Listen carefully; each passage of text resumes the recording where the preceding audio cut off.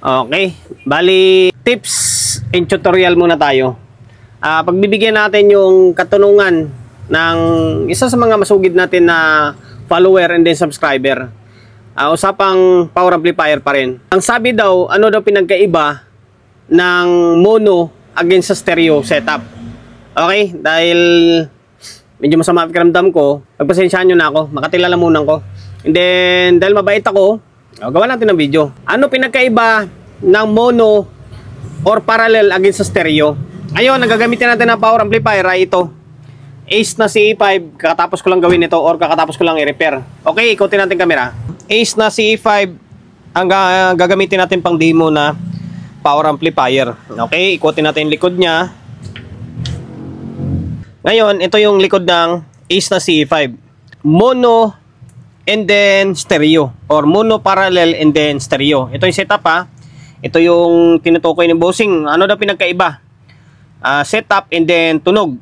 Ngayon, kapag naka stereo ka, okay, stereo, madako tayo sa mga input nya. Okay, kapag naka stereo ka, siyempre dalawa yung input na gagamitin mo. Okay, dalawa, ganyan, dalawang input within 2 channel. Dalawang channel pa rin naman yung 2 channel pa rin naman yung gagamitin mo na speaker out. Ayan, dalawa pa rin naman yan. Okay, tapos kapag naka-mono ka, mono or parallel, yan, kasi sa ibang amplifier parallel nakalagay dito eh. Lagay natin sa gitna.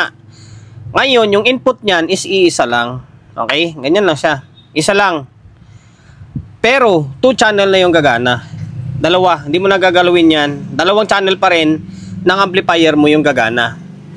Ang mangyari lang dyan ay isang input, pero yung signal na papasok ay dalawa na. Meron ng signal dito, meron na dito sa may channel 2 mo.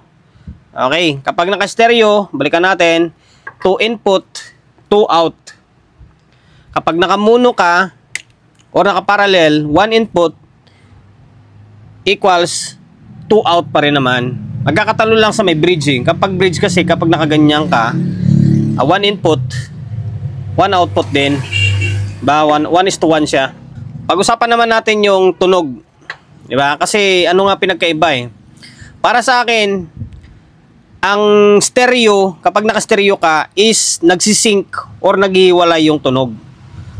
Bigyan natin ng halimbawa. Katulad niya, kung nanonood ka ng pelikula, yung right channel mo is may nagsasalita na bida, sa may left channel mo is merong background music.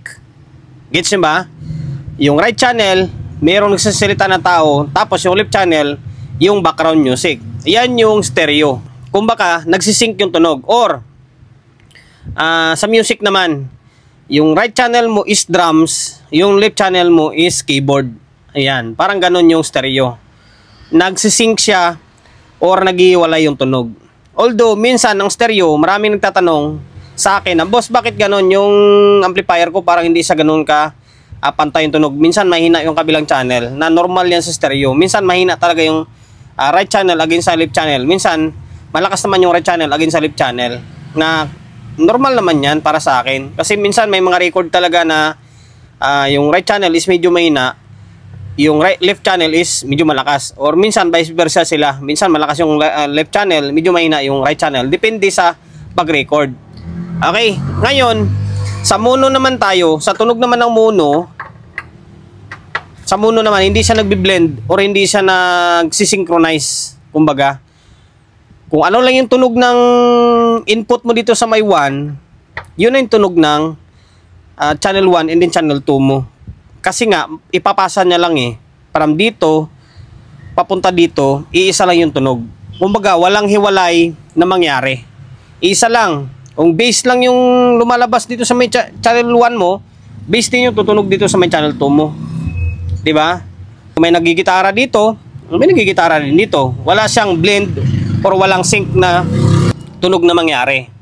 Okay, yun ang para sa akin sa obserbasyon ko. Correct nyo na lang ako kung mali ako. Okay, ganun yun sa stereo against sa may mono. Yung stereo, maraming kable. Yan, yung stereo, maraming kable kasi dalawa gagamitin mo. Okay, yan yung kinabahan nila. Yung mono naman, isa lang. Isang kable lang siya. Pero dalawang channel na yung gagana. Okay, yan yung kinabahan nila. Tapos, ngayon, patutugin natin.